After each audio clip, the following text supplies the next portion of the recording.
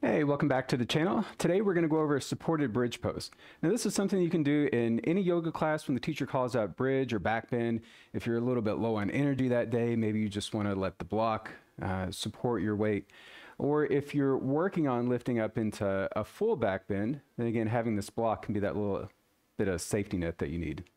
So go ahead and grab your block and lie down on your back and we'll get started.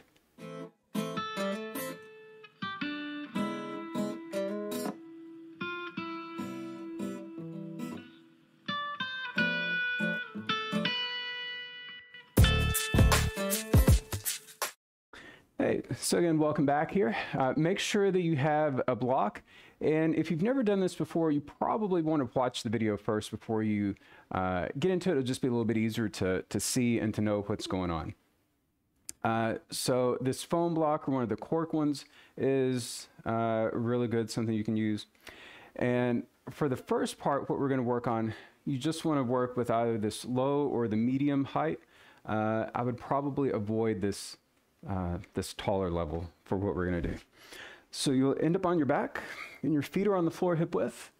And so again, in any bridge pose, when you lift up into it, the weight's on the shoulders, the back of the head. You always want to keep that curvature there in your spine. So a bit of space there between your neck and the floor. The block, you're going to lift your hips up. The block is going to go underneath your pelvis. Again, just that low or medium height is fine for this. And rock the shoulders underneath the back. And you might have to move it around a little bit if this doesn't feel comfortable. And again, important, just make sure that you're warmed up before you go through this little series today. So a few sun salutations. We'll get into it. So again, this can be your supported bridge. But one thing that I have told my students they can do, you get a little passive stretch here in your quads, in your hip flexors. So if your back feels okay and you want to add that in, just start to slide that right leg away from you. And I really start to feel it there at the front of that right thigh, there in the hip flexor. And you can stay here for a little bit. Again, ujjayi breath in and out the nose.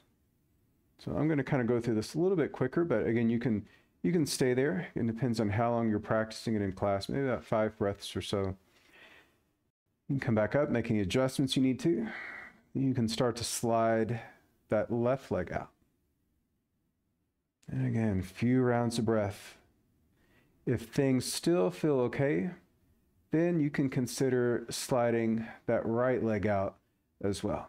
And again, this can add a little bit too much stress on your back, so drop it down a lower level if you need to. If you still feel okay, then you could consider taking both arms out overhead and just making sure that weight again is on the shoulders, back of the head, and you're not feeling any discomfort there in your lower back. Again, nothing that feels like stabbing sensations. And so if this is something that you're adding in your practice at home on your own, then you could stay here anywhere from 10, 15 breaths would be pretty good.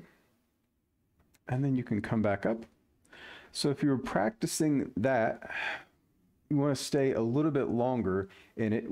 Before you come out, you just want to transition down a bit lower. So if you were on that medium height of the block, you can take it down, set it on that low one. Again, spend a few more rounds of breath there.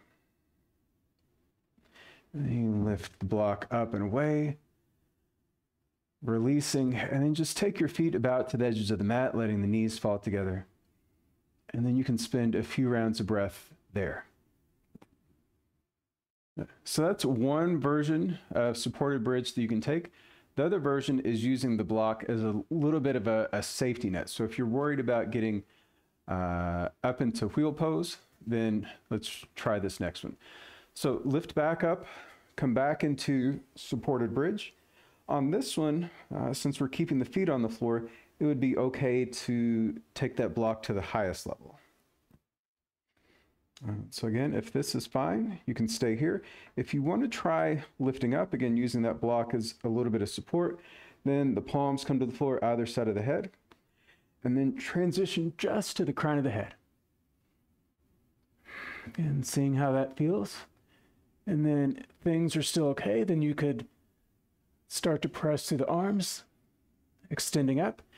And again, if that didn't feel too good, then chin to your chest, coming back down. And then again, the block will catch you. You can take it down a lower level if you need. And then eventually lifting the hips, taking the block away. Again, same little bit of rest there, feet wide, knees together. And go ahead and come back up to seated. And so again, that's something that you can practice on your own in your home practice, or you can do it in a studio during class. Just take that block, teacher calls out bridge or backbend.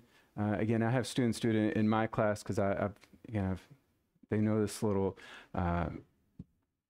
adjustment that they can do there. They can take that variation of bridge. And again, go ahead and give that a shot. Hope to see you here next time. Make sure you subscribe and like, and you'll get new videos every week. See you next time. Namaste. Hey, I hope you enjoyed that class. Don't forget to hit that like button and subscribe to get a new short form class every week. And if you like what you see and you want to support me, go become a member at theyogamat.com. You'll get unlimited live virtual classes every week and access to our on-demand library with over 500 classes in it. Have a great day. Namaste.